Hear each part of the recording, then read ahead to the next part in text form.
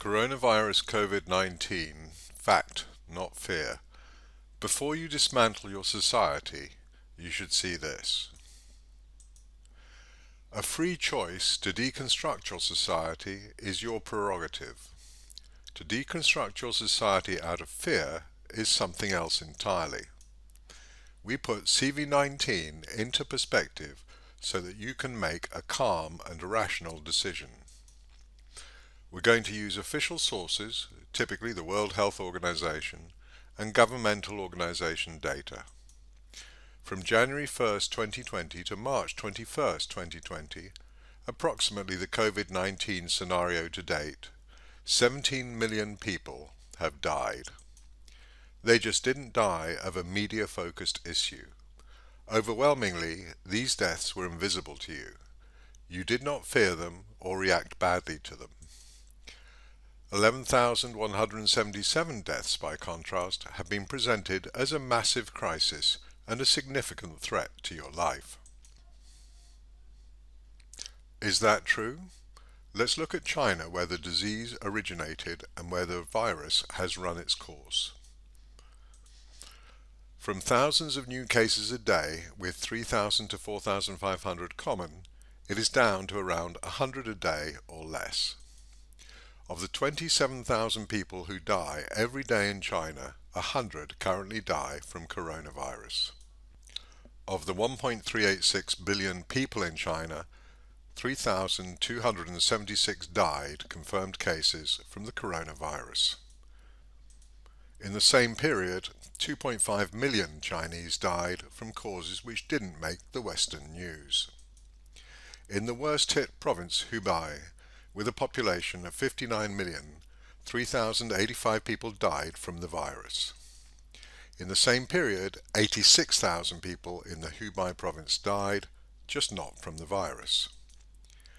67,794 cases in a population of 59.17 million represents a risk of catching the virus and showing symptoms at 0.11%. 3,085 deaths in a population of 59.17 million represents a risk of dying from the virus at 0.005%. Compare that to ordinary mortality rates in France by age, whose data is most readily available. Risk of dying from non-virus causes at 18, 0.02%, 45, 0.2%, 75, 2%. Overall, 0.92%. In the worst hit province of China, at the healthiest age as an adult, you are 4 times more likely to die from other causes than from the virus. And that disregards that the 0.005% is an overall rate for all ages. The actual risk to young people from the virus were far less than that to old people. China CDC has published the mortality figures by age for confirmed cases of the virus. Age 10 to 39, 0.2% risk of death. 40 plus, 0.4%, 50 plus, 1.3%, 60 plus, 3.6%, 70 plus, 8%, 80 plus, 14.8%. Now factor in that you first have to catch or show symptoms of the virus to be at risk of death. Without a specific age breakdown, we will use the uniform 0.11%, 0.1149% risk of being a confirmed case, 67,000 out of 59 million. Here we show the age, normal mortality, infection risk, death risk, and virus mortality. It shows that normal life is 91 times more dangerous for 18-year-olds, 444 times more dangerous for 45-year-olds, and 218 times more dangerous for 75-year-olds. We're considering Hubei, the worst hit province in China, with 50 to 100 times the cases of the next 4 worst hit provinces. Yet just breathing, being alive, was 91 times more dangerous for an 18-year-old. Being alive was 444 times more dangerous for a 45-year-old, and 218 times more dangerous for a 75-year-old. For the 5 worst hit provinces with 395 million people, there were 73,929 cases and 3,120 deaths.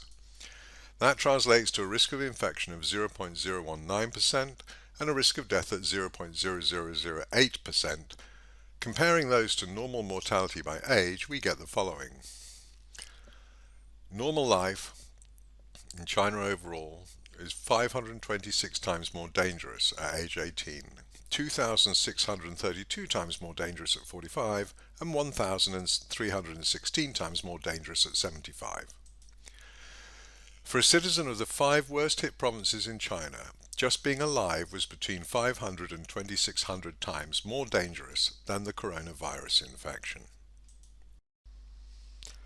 If the West experiences the virus to match the worst case that China experienced, Hubei, ordinary life will be between 90 and 400 times more dangerous than the virus.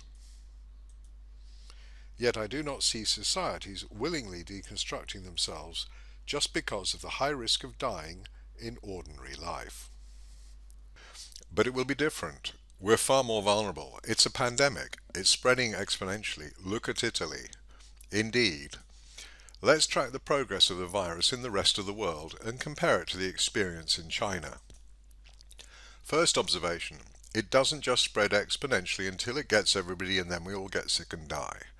If that's what you're afraid of, be careful who you read and listen to. It increases exponentially, then plateaus, then decreases exponentially, with most, the vast majority of people, developing no or very slight symptoms. Overall, it looks a lot like a log-normal distribution with a long tail. To explain this, it occurred to us to try a very simple model of the virus. A population starts out untouched. These are candidates for the virus. A person touched by the virus becomes either a carrier, no symptoms, or becomes a case, develops symptoms. A small percentage of the cases die. In most people, especially the young, the immune system does its job and they experience slight or no symptoms. We assigned a probability of 90% that a person touched by the virus develops no or slight symptoms and becomes a carrier. 10% of people touched become cases in that scenario. The precise figure doesn't matter.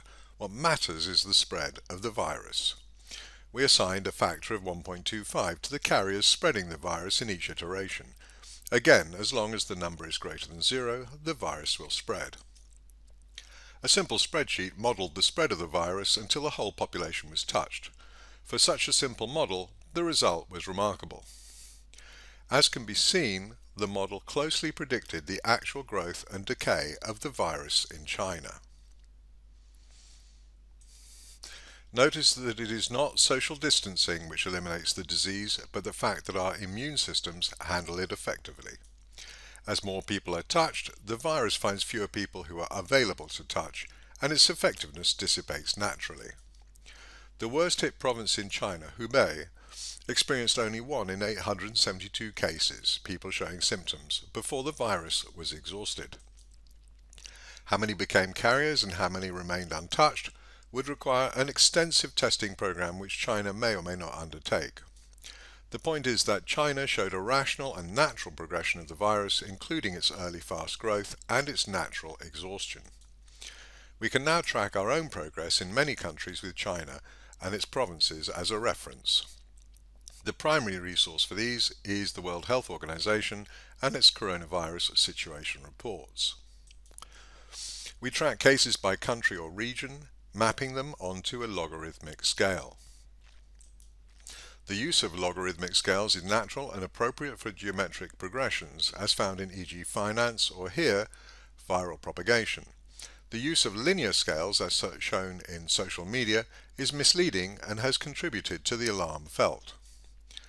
A growth progressing at a constant rate will be seen as a straight line, ascending for positive growth, descending for negative growth, and flat for zero growth.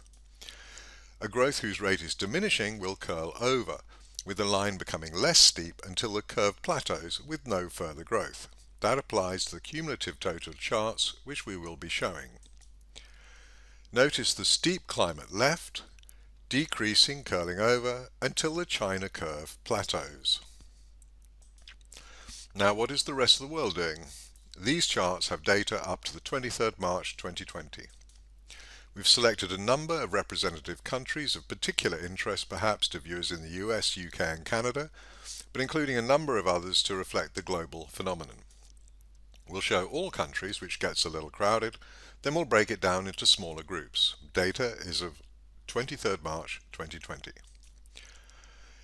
Here we see all 15 countries broadly following a similar progress for the virus. Now we'll look at smaller groups. The key points to look for are height to see saturation, how many cases there are compared to China and Hubei. Curlover, curvature. Once the line curls over, the crisis is over. The virus progress is diminishing. Here are some countries less likely to be emotive to viewers in the US and UK. Notice how Iran, Iraq, South Africa and Russia are all curling over. Viral progress is diminishing. Notice how the angle climb at start is similar to China's, indicating a similar rate of progression to China. Iran, green, has experienced greater infection pro rata than China, but less than Hubei. Iraq, yellow, is tapering out below China, and Russia, South Africa and Algeria will likely be at or below China. There are some critically important things to realize from looking at these charts. First, the virus will diminish naturally of its own accord. Second, once the line starts to curl over, flatten, the crisis is over. The virus progress is diminishing. Third, we can determine the rate of progress by the angle gradient of the line and compare that to China. Fourth, we can determine the severity of the saturation by the height of the curve versus China or Hubei. Why it's important to be able to compare to China and Hubei is because there the crisis is over entirely, with very few new cases or deaths. We can therefore estimate cases and deaths by comparison to China's experience. We've introduced these countries first also because Iran, Iraq and Russia have well-developed curves which illustrate that the virus will propagate and diminish in line with China. It isn't mystical, it's simple math. The European selection plus Thailand are interesting for a number of reasons. Italy and Norway show pronounced curlover, indicating that their experience of the virus is diminishing. Though badly hit, Italy will be broadly in line with Hubei, the worst hit province in China. Norway looks to end up slightly better off than Hubei pro rata, but worse than China overall. The UK and Germany are ambiguous. The next two data points, 3 days and 6 days, will be key. Any reduction will not be due to UK lockdown. The virus incubates for 5 to 10 days before symptoms show, apparently. Certainly the next data point will not be due to UK lockdown. If the next UK data point confirms the curlover, then the UK went into lockdown precisely when the crisis had peaked, in which case it would have diminished naturally in line with the rest of the world without the damage of the lockdown. Notice that we have normalized the curves to represent populations of 100 million so that case rates are comparable. Recall that ordinary life was far more threatening to the citizens of Hubei than the virus. Tracking the curves is useful because once you see curlover, you know that the worst is over. If the worst is far less dangerous than ordinary life, as it has proved to be in the worst infected region of the world so far, then it will encourage you to question whether deconstructing your society with all the disruption and harm is entirely necessary. Bear in mind that most of life, illness and death is invisible to you. If the media attempted to highlight all deaths and risks as they're done with coronavirus, they'd be overwhelmed.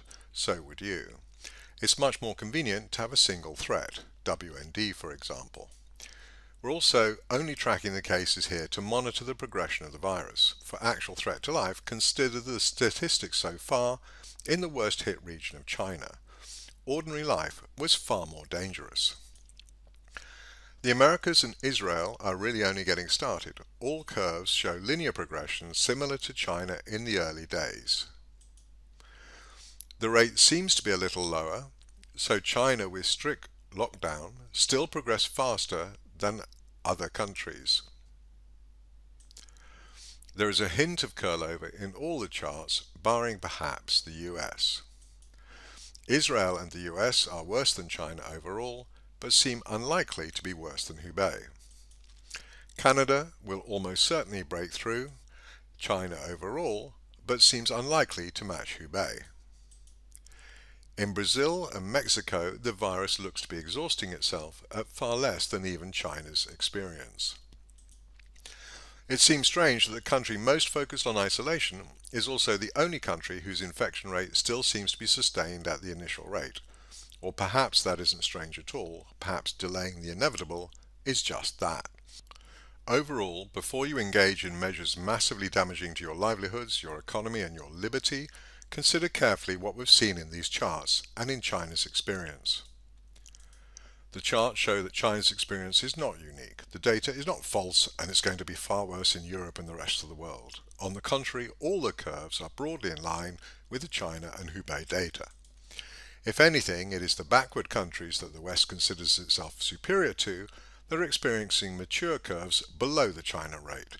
The advanced countries are at the China rate, heading for the Hubei rate.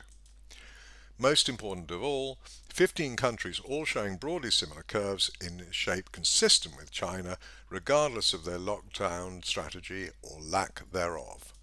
Put another way, think carefully before you allow your politicians to implement a highly destructive measure to your livelihood, your economy, your liberty. Be responsible. Monitor these figures for yourself. Bear in mind that you can find these figures in the World Health Organization situation reports, though they do not provide graphs currently, only data. It is also worth noting that if you do not use logarithmic scales, it will be difficult if not impossible to interpret the chart accurately. A dramatically escalating curve as shown on social media might actually be diminishing, curl over, but you'll be hard-pressed to recognize that. We've looked at the outcome in China, where ordinary life turned out to be far more of a threat to citizens than the coronavirus. We've looked at the rate of progress of the virus in a number of countries and seen that curlover is already present in a number of cases, indicating that the virus is being exhausted in those countries. We've noted that the exhaustion of viral effectiveness is a natural consequence of failing to find new hosts as the number of touched increases and the number of untouched decreases. We've highlighted that it's your natural immune system which is massively effective, which results in the exhaustion of the viral propagation. It does not depend on lockdown or deconstructing your society. If you choose to deconstruct your society, do so as a free choice to model something better. Decisions made out of fear and poor analysis tend to be bad decisions. The effectiveness or ineffectiveness of lockdown will be a matter for statisticians to ponder long after the virus is exhausted. For the moment, consider the real damage that is being done to society, to families, to businesses, especially small businesses, and compare that to the reality of the risk as outlined by the World Health Organization data and governmental data on life statistics. Since people on social media are determined to find excuses to ignore common sense and to trust that it could be far worse than these real charts, let us jump ahead to a worst-case scenario. We will ignore the possibility of remaining untouched by the virus or having no symptoms. Everyone will be a victim of the virus. What will the death rate and number be then? Bear in mind that this figure will be 872 times worse than was actually experienced by Hubei, the worst hit region in China. It will also be 5 times worse than the figures from the Diamond Princess, a perfect incubator with air conditioning and a closed and crowded population in close contact with each other. People were citing the Diamond Princess as a reason not to trust the China figures. They were wrong. Look at the 15 countries we chose, typically our home countries or the worst hit in their respective regions, or countries of interest. All 15 countries are showing curves similar to the China-Hubei curves. Next time someone tells you not to trust the data, it will be far worse. Tell them to look at the real data in the real world for every other country but China. If they want to accuse every other country of lying, it will be far worse. Well, China has done us a service by experiencing this and publishing data which appears to be entirely accurate and consistent with other countries' experience. Yet some would rather punish China and shut down their own countries rather than look at the facts. Fair enough. Here is the worst case scenario. 872 times worse than Hubei, 5 times worse than the Diamond Princess in terms of virus saturation. If you can handle this number and reflect rationally on what it means for you and what decisions should be taken on that basis, then it will be a benchmark for the likely far less disturbing consequences of the virus as actually experienced. We've already stated the China CDC figures for mortality by age if diagnosed with the virus. 0.2%, 0.4%, 1.3%, 3.6%, 8% and 14.8%. Now we need an age distribution. How many people are of a particular age in our societies? The UK Office of National Statistics provides us with a demographic for the UK which can be our representative age distribution. Matching the China CDC risk of death if diagnosed to the demographic age of groups, we get a weighted average of 2.4% of the population, or around 1.5 million dead. 1.5 million dead sounds a lot, and it is a lot to an individual who might encounter barely a few dead people in their entire lifetime. However, 550,000 people die every year in the UK, and for the most part we don't notice. Bear in mind also that we're considering everyone got the virus, no exceptions, you all got symptoms, so you're all at risk of dying. Even the Diamond Princess only experienced 20% exposure. In Hubei, it was 1 in 872. We're looking at a deliberately unrealistic worst case. It is truly a doomsday scenario because it ignores the reality that not everyone gets the virus and not everyone gets sick. Yet even in this doomsday scenario represents less than 3 years natural mortality. Do you want to deconstruct society because otherwise we'll go back to 2017? Now consider the saturation at levels of the Diamond Princess, 20% of all people in the UK for example. Now it's not 1.5 million dead but 300,000. That's a little over 6 months of normal mortality.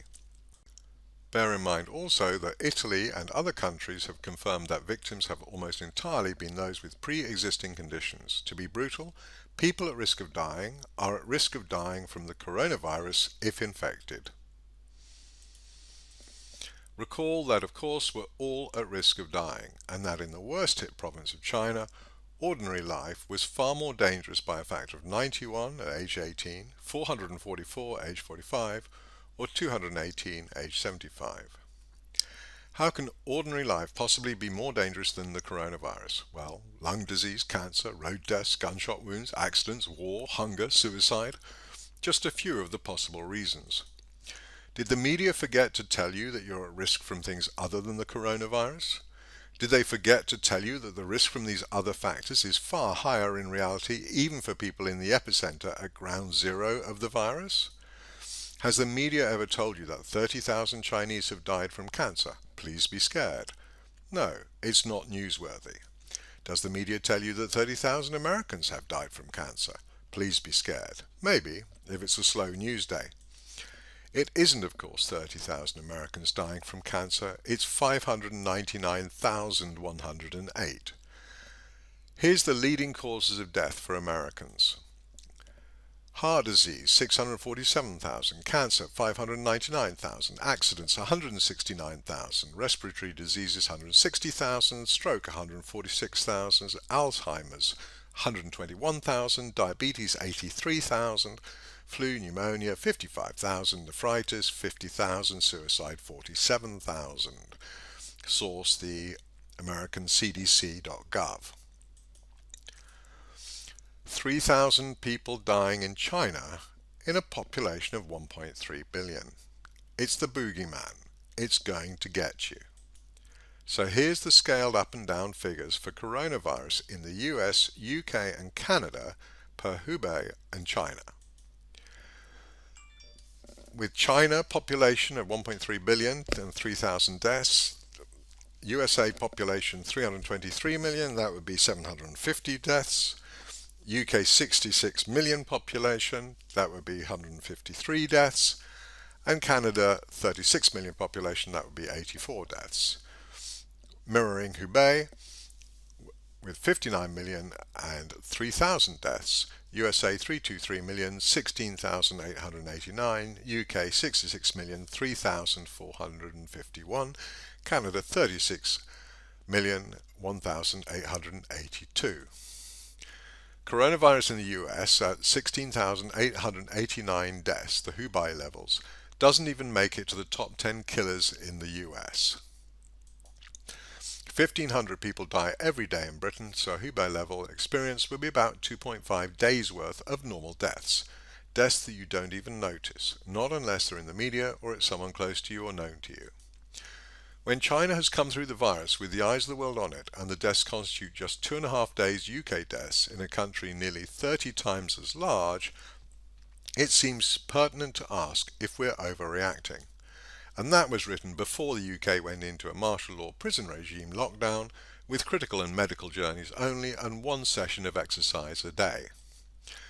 Nuclear weapons are real, but WMD turned out to be an empty threat which justified a war that is still going on 20 years later. What measures will we demand or tolerate now in our fear that we'll still be living with 20 years from now? If we want to deconstruct or reconstruct our society from free will, informed choice and a desire for change for the better, that is all to the good. That is our choice. If we're deconstructing our society because we've been told to be afraid and we believe the media, then that is something else. The facts are right there, but the media aren't reporting them. That would unscare you. It's up to you to be responsible and do your own fact-finding. Will you deconstruct society for 2.5 days normal deaths that happen to have been a major story in the media? WMD should have been a wake-up call. Just because you're told to be afraid doesn't mean you should be afraid.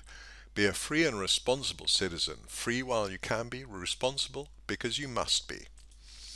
Everything I've highlighted you can fact-check. The World Health Organization situation reports are the primary source, as well as government data sources for population, age, mortality, etc. Should you ignore coronavirus? Of course not. It's even more important now to be properly informed and to research the matter without fear, and to come to balanced and appropriate conclusions of your own. Here's the World Health Organization situation report for 21st March 2020. Look it up. Make sure I'm telling the truth. Here's the figures for Europe. Now try some simple arithmetic. Third column, total deaths, divided by first column, confirmed cases.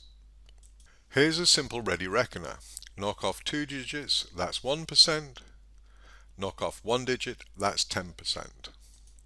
For Italy, knock off 1 digit, 4702, that would be 10%.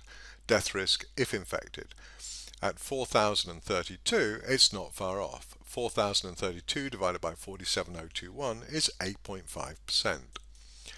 8.5% of infected people dying is far worse than China. China equals 3261 over 81416 equals 4%. Recall the mortality distribution from China CDC. 8% is the risk they found for 70-year-olds. Are the only Italians with CV-19 pensioners? It gets worse, or better. Check out Germany. 45 out of 18,323. That's 0.25% deaths. Infected Germans are 34 times less likely to die than infected Italians. 0.25% is about the China CDC risk for age 10 to 39. Is no German over the age of 40 getting the virus? Norway, 7 out of 1742. 17 would be 1%, so less than 0.5%. Better than Italy by a factor of 19 or so. It's not difficult to check these numbers, and being properly informed is the best antidote to the fear virus that is being actively pushed right now. That truly is a pandemic. Your immune system is the best defense against the coronavirus. Your brain is the best defense against the fear virus. Use both, trust both, strengthen both. Be informed, go to the source. World Health Organization is excellent. Do your own research, form your own opinion. It's the right and duty of a free and responsible person. You are going to die, that's just life. It's just exceedingly unlikely that coronavirus is the thing that's going to kill you. Thank you for listening or watching. Feel free to get in touch, Andrew at peerlessreads.com or andrew@amather.com. Either should get to me.